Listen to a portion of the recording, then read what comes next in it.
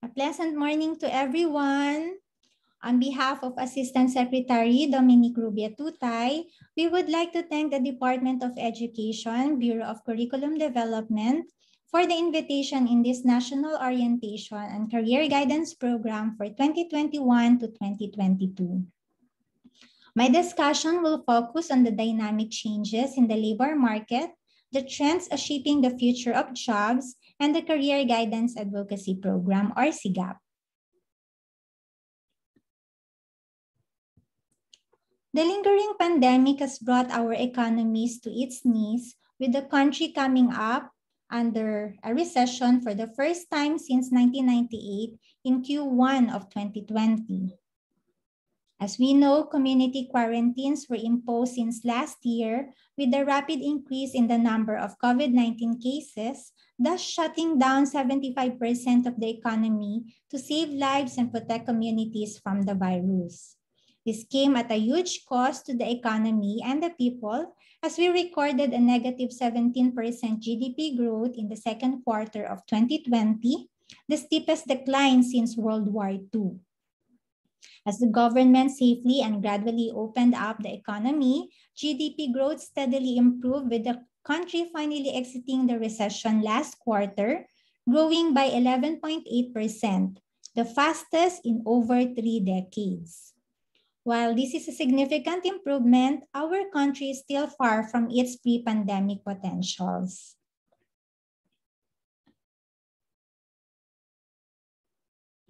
Employment was likewise negatively affected by interruptions in economic activities. Last year, we registered record highs and lows in our key employment indicators, with employment rate at 89.7% and underemployment at 10.3%, based on the average of the 4 labor force surveys conducted. This is the lowest and the highest, respectively, since 2005. While we are seeing clear signs of the economy's recovery this year, the imposition of community quarantines in varying degrees throughout the year caused ups and downs in our employment statistics. The results of the latest labor force survey in July 2021 placed the country's employment rate at 93.1, the highest since pandemic's onset in April 2020. At 6.9%, we also recorded our lowest unemployment rate since April last year. However, underemployment has climbed to 20.9%, the highest since pandemic.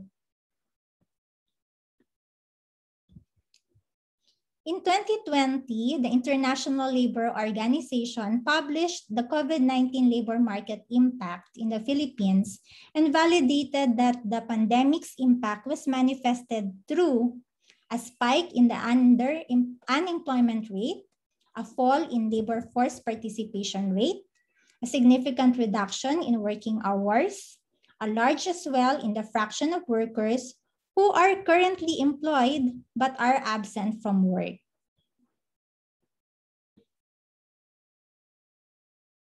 The same report classified sectors based on their risk of job disruption. For the high risk, we have manufacturing, transportation and storage, accommodation and food service activities, arts, entertainment and recreation, and tourism. Job in the sectors related to utilities, water supply and waste management activities, construction, wholesale and retail trade, information and communication, financial and insurance activities, real estate activities, and professional and scientific services are considered medium risk. Agriculture, forestry and fishing, public administration and defense, including compulsory social security, education and human health, and social work activities are at the low risk.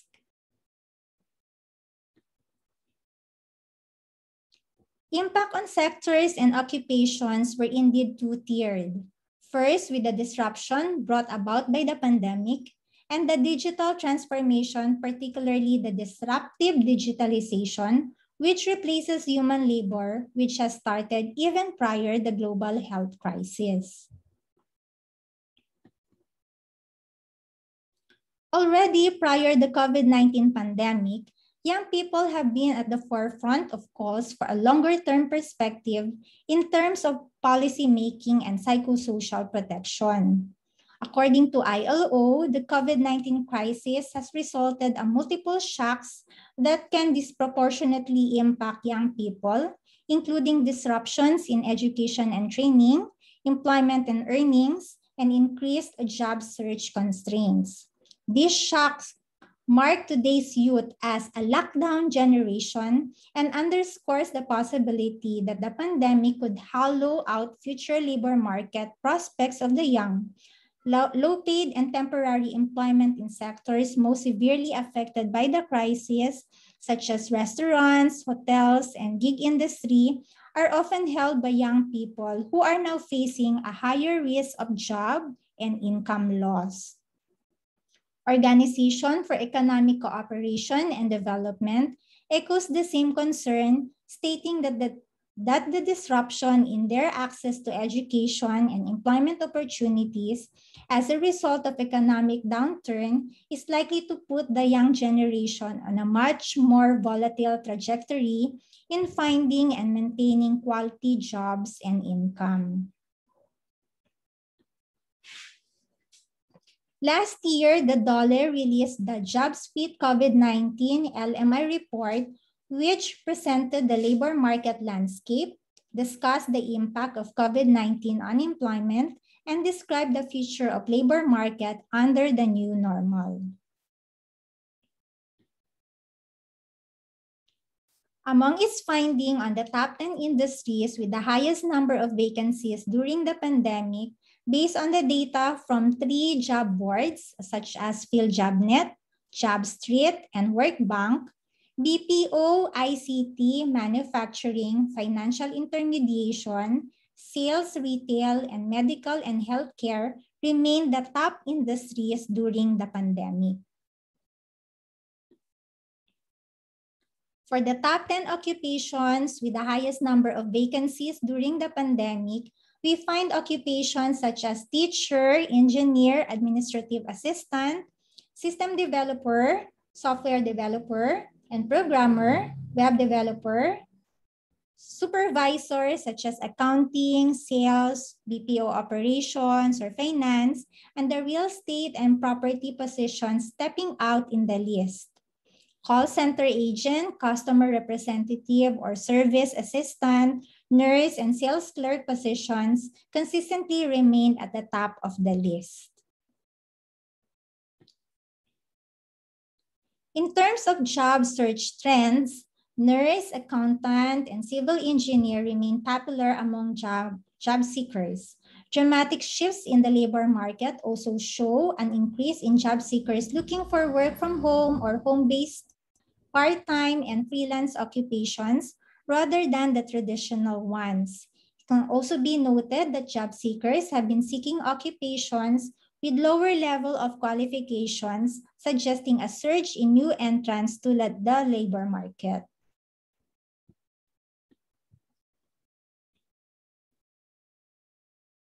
Examining the PSA reports, we are able to determine the top and bottom major industry groups according to employment growth during the pandemic. Wholesale and retail trade dominate the list, followed by agriculture. These industry groups had net employment gains of 1.783 million and 1.103 million respectively since 2019. The construction industry proved to be robust, coming in at third with 248,000 jobs generated during the pandemic. Well, this can be attributed to the government's Build, Build, Build program, which seeks to boost the economy by funding large-scale infrastructure projects all over the country. Our assessment of our key employment generators, or what we call as KEGs, as identified in the department's Jobs Fit 2022 report, show the industries that will stand to gain, lose, or remain uncertain amid this pandemic, as validated by recent labor force survey rounds. Industries that are seen to continue gaining include IT-BPM, which is seen to remain as our top employment generator as it offers the most flexibility to do work. Health and wellness, agribusiness, and construction, with the resumption of public works and key build infrastructure projects that will employ thousands of workers. Meanwhile, vulnerable and hard-hit sectors include hotel, restaurant, and tourism, which stands to be the biggest loser in this pandemic given the government restrictions. Transportation, given the strict government protocols on physical distancing and travel restrictions.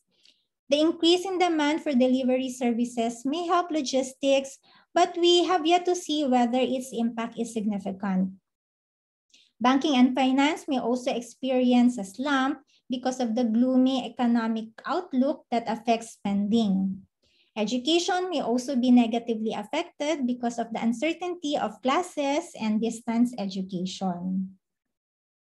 As to wholesale and retail trade, it offers mixed signals considering that physical stores may be limited in operation, but online sellers may thrive in the new normal. Manufacturing may also be affected by some restrictions, especially for non-essential goods.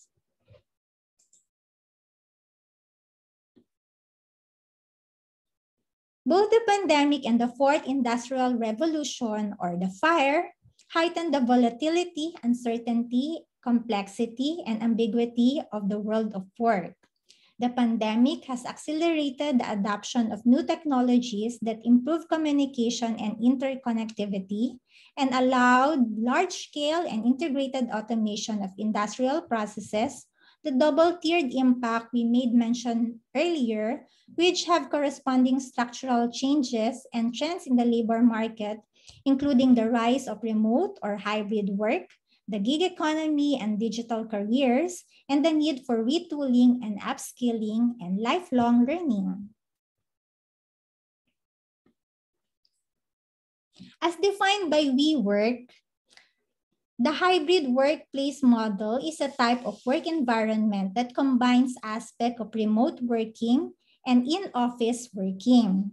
In a typical hybrid workplace, some or all employees have the freedom to choose where and when they work, dividing their time between working from home and working from a central office.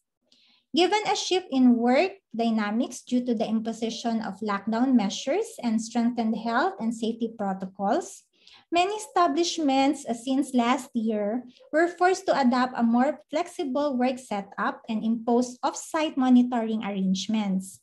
Telecommuting has emerged as a viable and safe alternative work mode in the new normal, a strategic workplace innovation that becomes a more crucial in maintaining productivity, shaping the future of work by a more frequent interaction with new technologies, and the integration of digitalization in economies so businesses may stay afloat.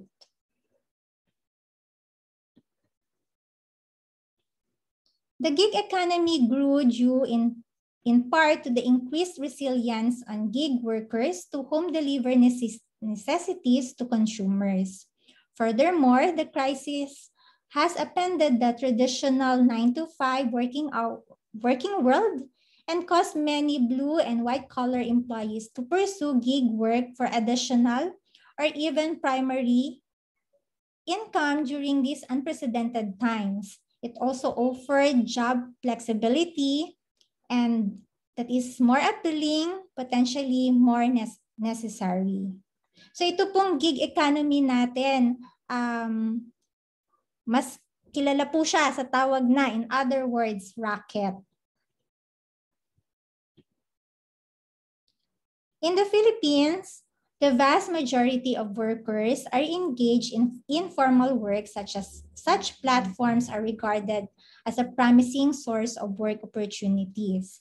However, the opportunities are accompanied by some challenges.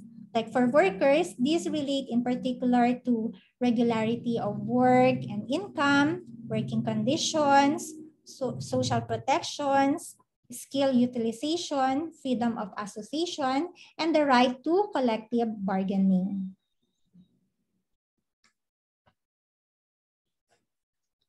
Further, the fast transforming world of work, workers must prioritize developing their soft skills to keep up with the labor market's demands. While hard skills demonstrate a candidate's technical ability to fulfill job requirements, soft skills demonstrate a candidate's work ethic and character, including how well of a fit they are for the company's culture and goals. Workers and job seekers may continue to upskill and reskill and be armed with the relevant digital and 21st century skills in order to survive and remain competitive despite disruptions in the labor market. The World Economic Forum identifies top 10 job skills as essential for the future. These skills can be classified into 4 types: problem solving, self-management, working with people, and technology use and development. 5 of the top 10 are problem-solving skills, underscoring the importance of soft skills in the future of work. Similarly, LinkedIn in its 5th Workplace Learning Report identified the most important skills of 2021, top 2 of which are labeled as power skills. First, we need to build our resilience muscle to help us adapt to the rapid fire change. Second, we needed to learn new ways of working and collaborating in a virtual world. Other identified skills such as resilience and adaptability, technology skills, digital fluency, communication across remote or distributed teams, emotional intelligence, cross-functional collaboration, leading through change management, dealing with stress, being more mindful, time management, and creativity,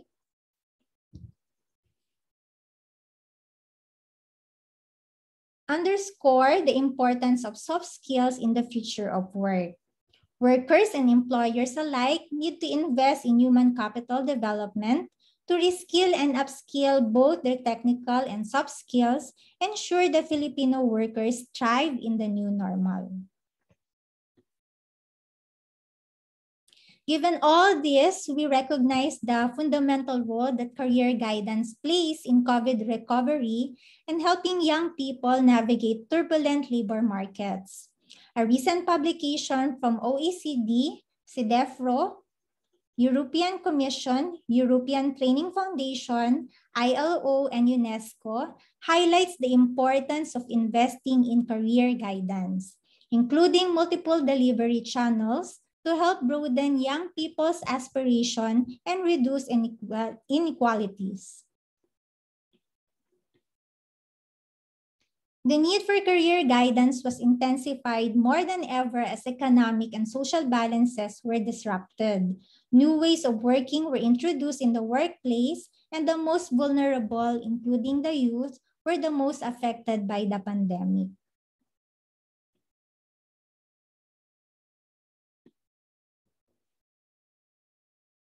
In the latest WAPES webinar or WAPES webinar, effective and responsive career guidance was given premium.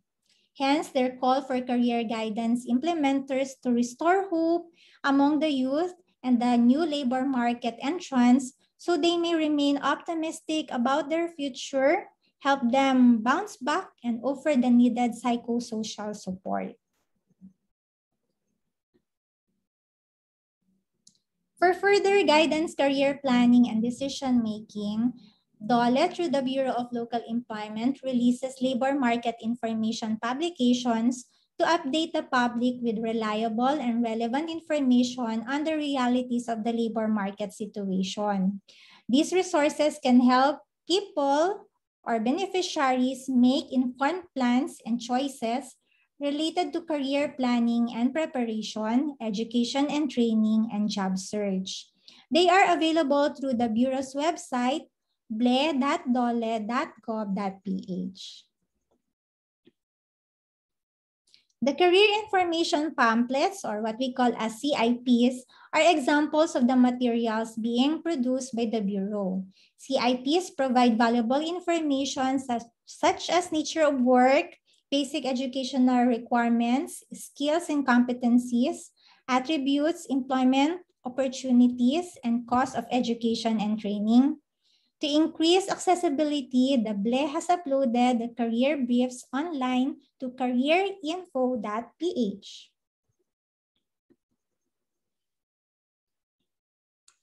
To expand the reach of the LMI or Labor Market Information Reports developed by the department, the Career Guidance Advocacy Program or CGAP was developed to immerse parents and students on the realities of the labor market and convince career advocates to use career guidance as an effective tool in addressing job skills mismatch. The program is a collaboration among DOLE, SHED, TESDA, DepEd, PRC, DOST, and FCGAN-P, or the Federation of Career Guidance Network Advocates of the Philippines. The SIGAP advocacy plan's overall goal is to ensure that students, job seekers, and out-of-school youths, as well as parents, teachers, training and academic institutions, and employment services offices are provided with appropriate and timely knowledge on the realities of the labor market to address gaps and issues in workforce development.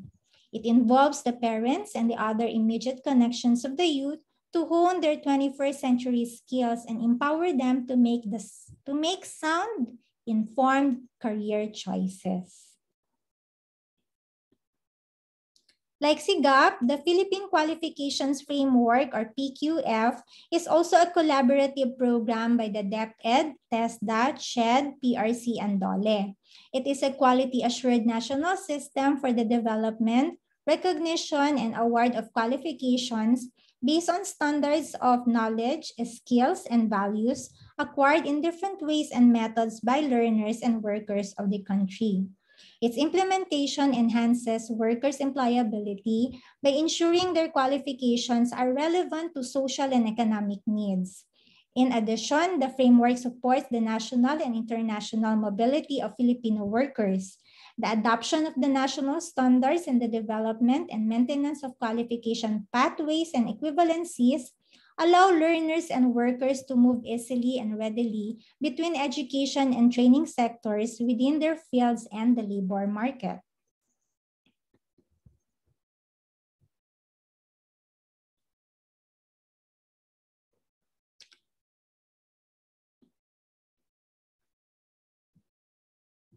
DOLE also serves as the co-lead in the Philippine Skills Framework or PSF initiative and co-chair of the PSF Council. The PSF initiative involves the development of sector-specific skills frameworks that will guide workers in enhancing their skills for particular job roles. Priority sectors include manufacturing, construction, health and wellness, logistics, creative industry, IT BPM, tourism, and food agriculture.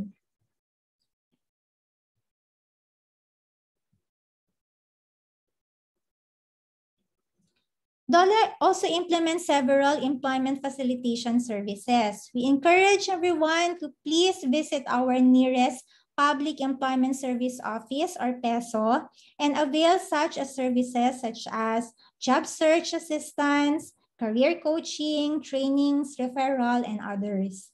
You may also visit philjobnet.gov.ph for available employment opportunities. Please be informed that PhilJobNet is the Philippine government's official web-based labor market information, job search, matching, and referral portal.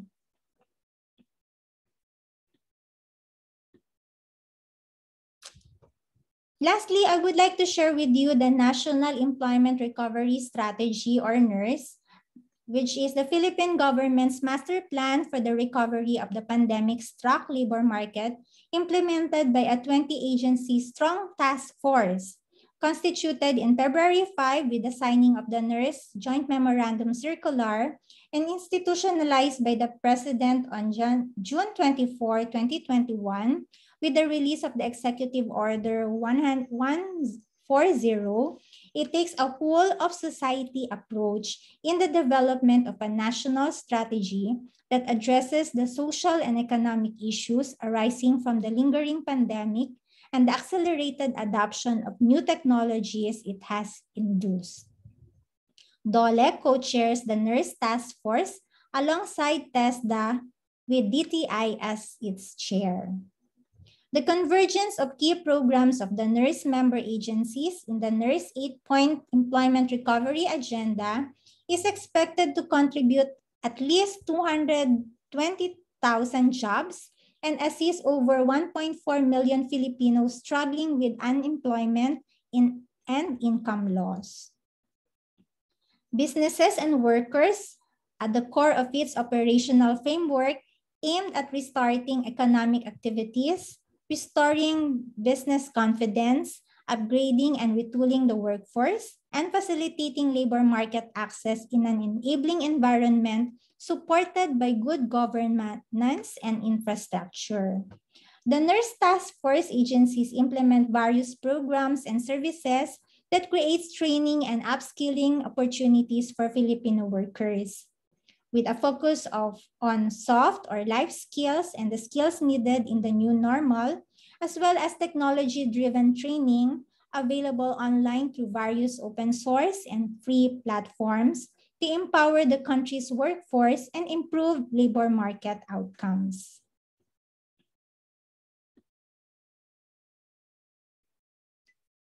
Arinya Talernsky, Managing Director of SEAC or Southeast Asia Lifelong Learning Center,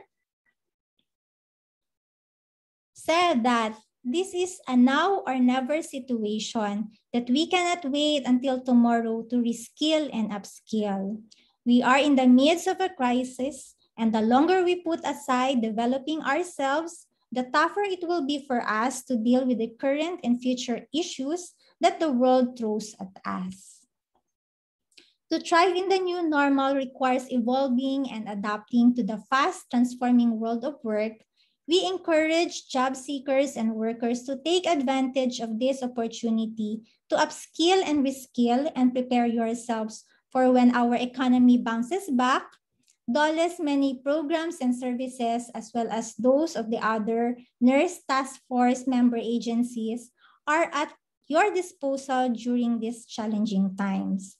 Rest assured that the DOLE will continue to work with various government agencies and support initiatives such as the Task Group on Economic Recovery or the TIGER and the National Employment Recovery Strategy or the NERS Task Force towards the safe reopening of the economy and sustained improvement of our labor market.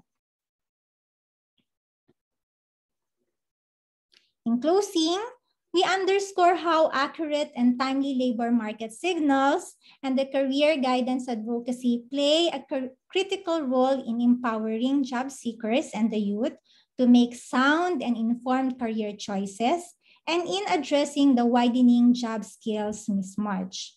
Aligned with the NERS, the government's official jobs recovery plan, may we continue to work together to facilitate labor market access of our stakeholders and supplement the government's employment recovery efforts in response to the lingering pandemic.